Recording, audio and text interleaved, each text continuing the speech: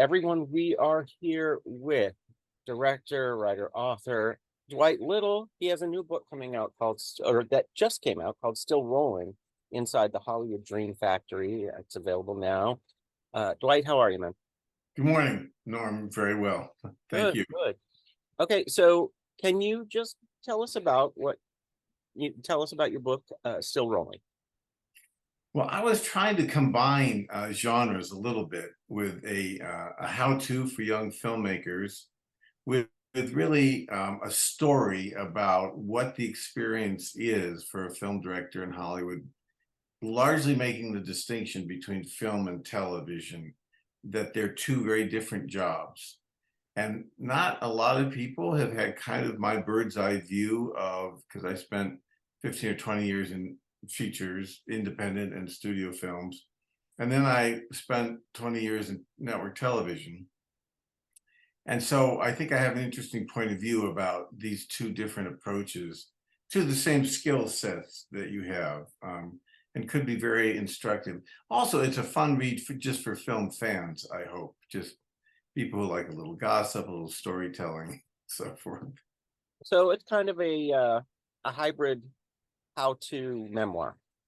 It is. That's a good way to put it. I think there seems to be. I'll tell you what the seed was. I was invited down to UCLA to give a guest lecture, as often happens, and there were a lot of people in the auditorium. Many questions that couldn't begin to be answered in a short 45-minute lecture.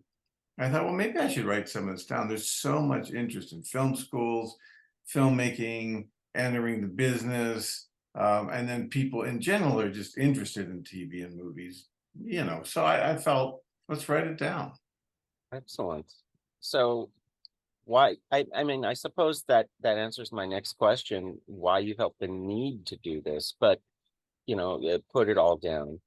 And Well, I was out working on a holiday decoration in my yard a few years ago, and the neighbor comes by and he says, "Hey, my son is interested in going to the film thing, and can he come over and talk to you?" And I just realized it's just everywhere.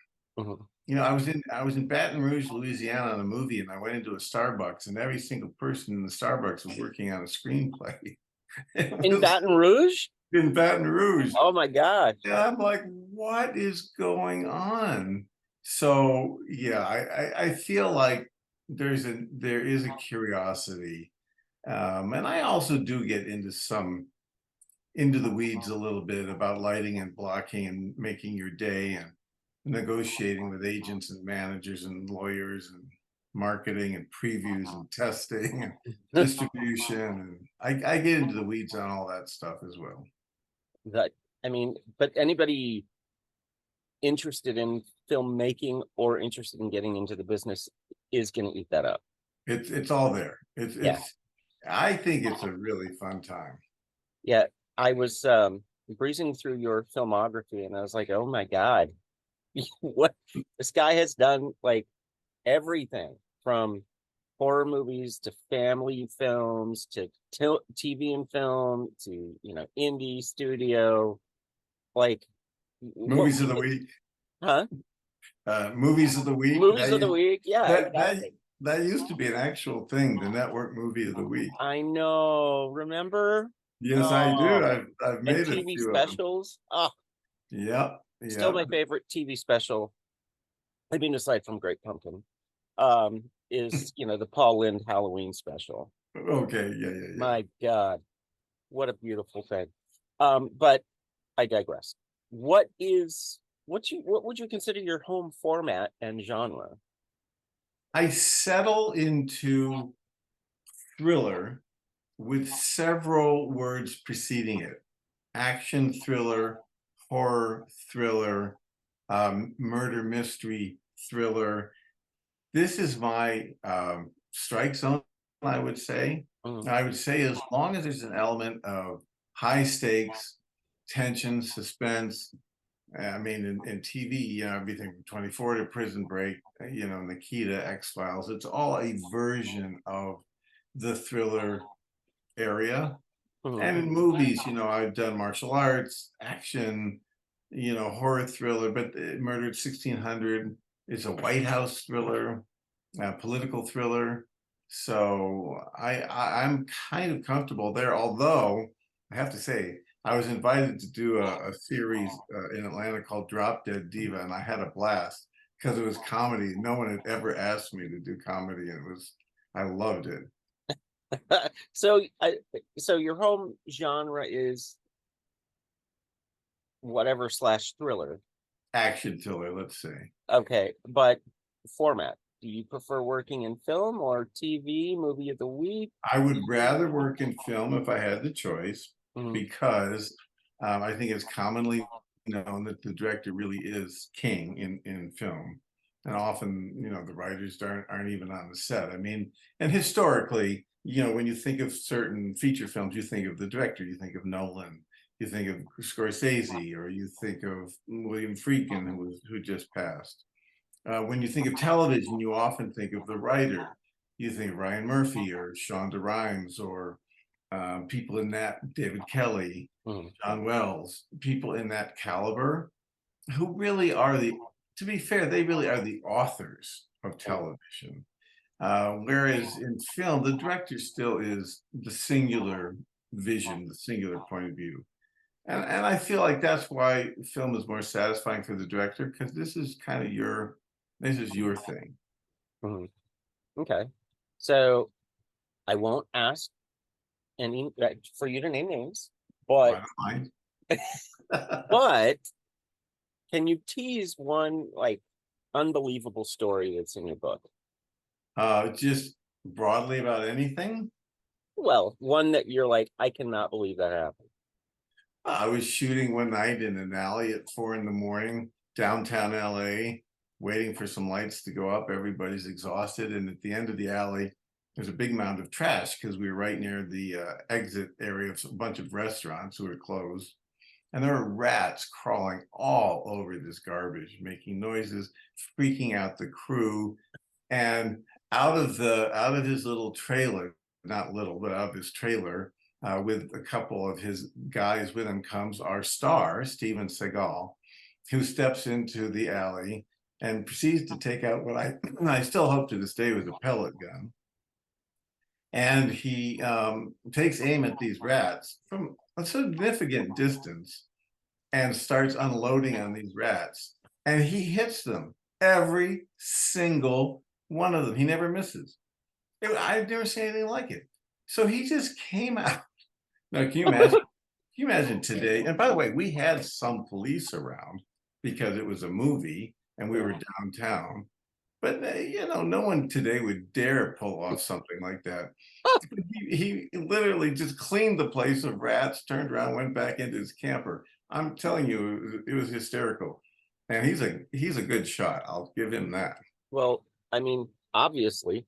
Uh, so okay, so now, is there anybody that you absolutely loved working with? Many, many, many. I mean, I love Robert Patrick. I love Bruce Davison. I love um, David and Emily, my stars on Bones, David Boreanaz and Emily Deschanel. I love Maggie Q from Nikita.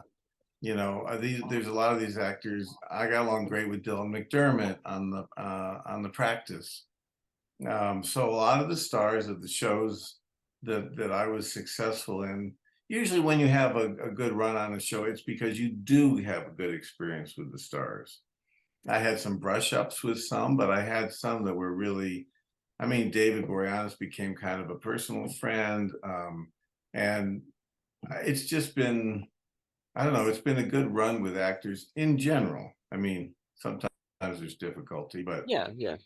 um, I actually got along very well with Steven Seagal. A lot of people don't, but I had a good run with him. I adored Brandon Lee. He was just the best before his tragic loss.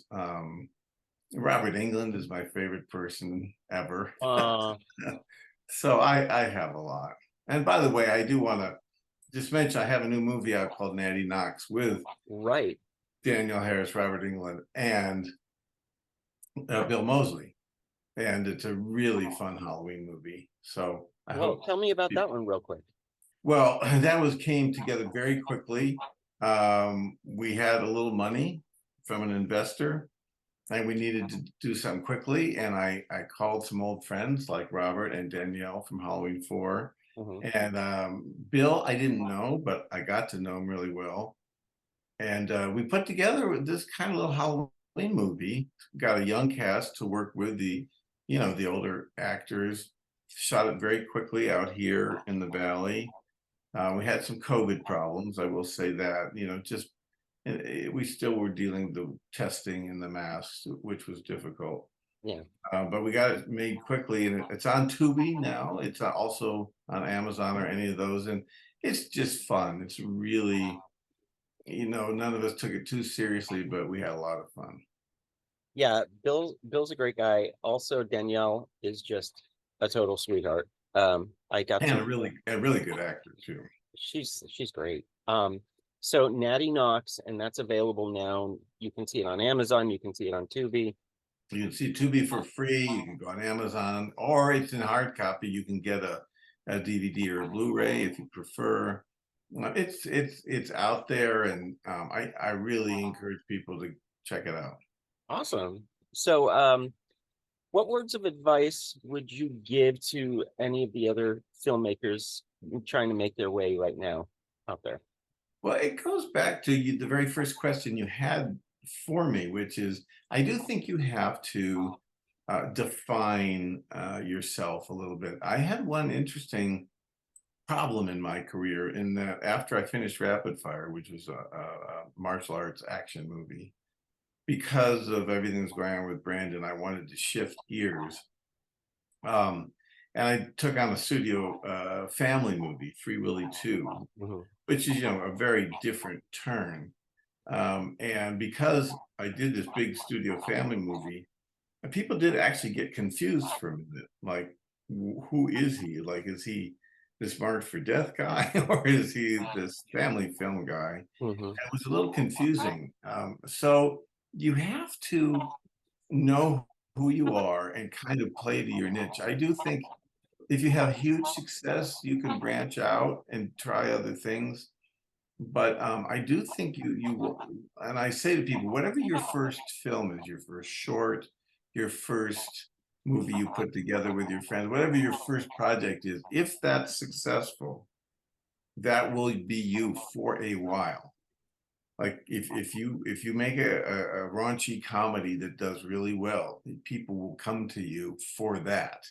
If Okay. you make a little indie horror movie that hits, people will come to you for that. So kind of decide who you are early on and let people know if you're in a meeting, like, what are you selling? Who are you? I think it's important. Okay. So yeah, that was kind of going to be my follow-up is Sorry. no. You did great. Like, because my question was going to be, but what if you hit with something that isn't exactly your style, but you do it well? When do you branch out? you And don't, you're that's stuck. You're stuck. If you have a hit, that's you forever.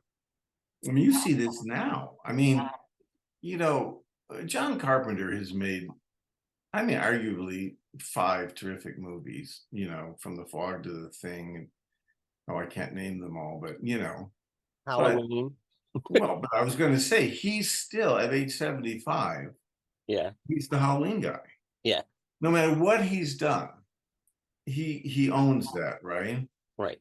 And arguably Tarantino, who's got this massive filmography and career, when you mention the name, people say Pulp Fiction.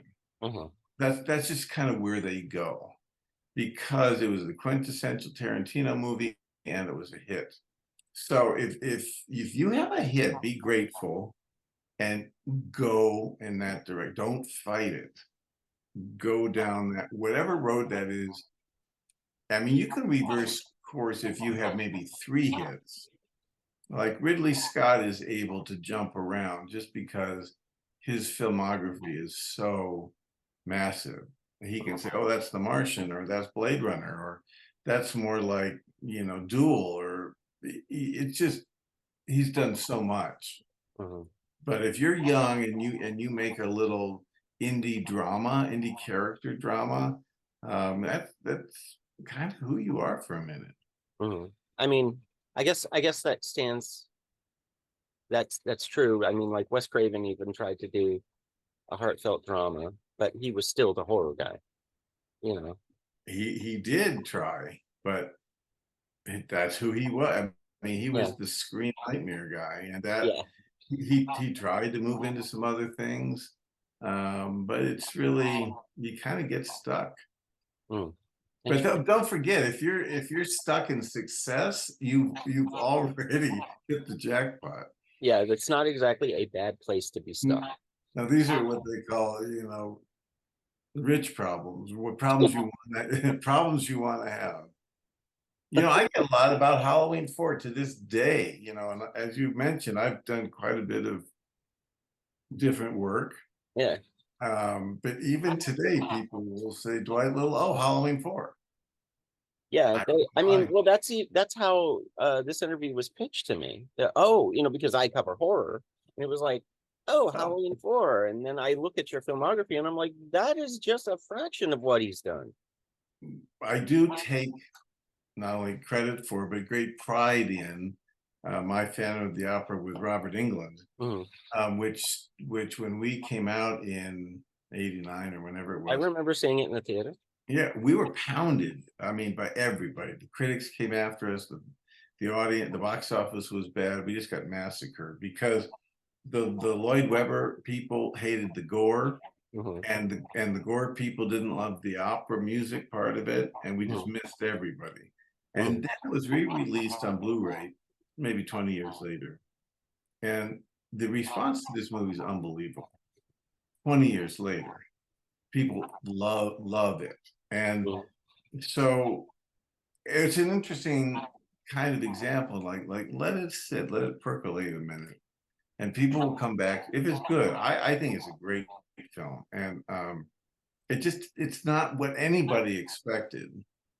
So once the expectations are washed away and they just look at what the film is, Hmm. I think they really enjoy it. Anyway, it's one that I'm particularly happy with. That's fascinating. So, okay, if this book is successful, do you feel like you have enough to write another? Oh, absolutely, I do. I kind of just touched the tip of the iceberg. It's a 40-year career, so there's a lot. But I feel like I have a few films left to make, but I didn't want to get too far along before I wrote this book. I do feel, even as I wrote it, that the industry is changing so fast that there are things in there that wouldn't be true today. Hmm. And I really don't know, after these two strikes and after this current consolidation, I don't know where we're headed. Don't forget that there is no 20th Century Fox movie studio, which was my home for years in Right. both movies and television. I did Prison Break there. I did The X-Files there. I did Bones there. I did Rapid Fire there. I did Mark for Death. These were all 20th Century Fox movies and TV. It was bought by Disney. Mm. And that's just the beginning. You're going to see more and more. And Netflix is going to have everything before we're done. And these two strikes are just a warning sign, I think. So I don't know. Like it's going to change though again. Yeah, there's definitely going to be a seismic shift, a huge one, in the way that things are produced and consumed. In, Uh, in the next 5 years, it's going to be way different. I just don't know what. I don't think anybody does, and that's the scary thing because we don't know what we're going to be doing and how to make money on it. But again, though, Dwight, thank you so much for taking the time to talk to me about your book, about your career. I would even be open to going deeper into your filmography and discussing some of the horror films that you just were really crazy about. Um, I'll be happy to do that. I mean, if you have a chance to even leaf through the book, I think you'll find some stories in there that you might want to talk. I mean, that was one little story I told, but Sure. there are quite a lot of. There was one time I had to get Wesley Snipes from his trailer up to meet the mayor of Washington D.C., Marion Barry. That's quite a story. There's some good ones. Oh, good old Snipes. Yeah. All right, man. Well, Dwight, thank you again for taking the time. I'll reach out to you about maybe some further interviews, but everyone right now, he has a film out called Natty Knox, a quintessential Halloween film. So Right. look for that on Tubi and Amazon. And right now, you can also pick up Still Rolling Inside the Hollywood Dream Factory. It's a quick little read, about 234 pages, 237, something like I that. think it goes fast. Yeah. And yeah, if you're even slightly interested in film, you might want to consider reading it. Dwight, thank you so much and best of luck on these releases. All right. I appreciate it. Thank All right, you. man. Thank you. Take care. See you.